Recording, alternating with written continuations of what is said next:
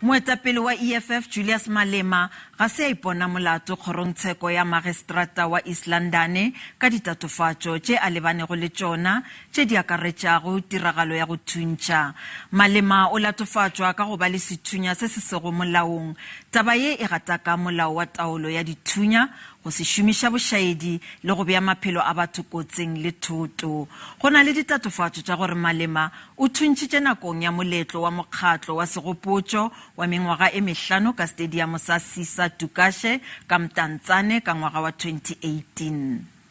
Tsheko e thomile le kgono e be e swanetše go thoma maabane e fela e šuthišitšwe ka lebaka la go nea mmušo sebaka sa go fetola motšhotšhisi. Malema o sekišwa le molatofatswa mmogo Adrian Sneyman. Hlatse ya pele molatong wo e file bohlatse mesong ye. Mokononele Ngamlana Mkwali yo a rotšego modiro ke yena a beng a swere maemo a bolaodi bja maphodisa go hlokomela moletlo wa letšatši leo. O file bohlatse bja gore ga se a ka a bona Julius Malema a thuntsha moletlong le gore ga se a bona le molatofatswa le yena Adrian Sneyman. Mkwali o re o butše molato fela morago ga go bona video ye e bontšha go tiragalo ye o beke morago ga moletlo.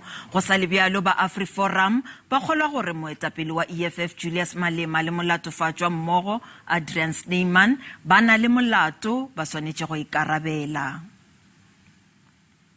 Firstly, this is a high-profile case for very obvious reasons. Mr. Malema is a member of parliament, and specifically the illegal firing of firearms is a very dangerous precedent that's being set in South Africa by such a high-profile individual.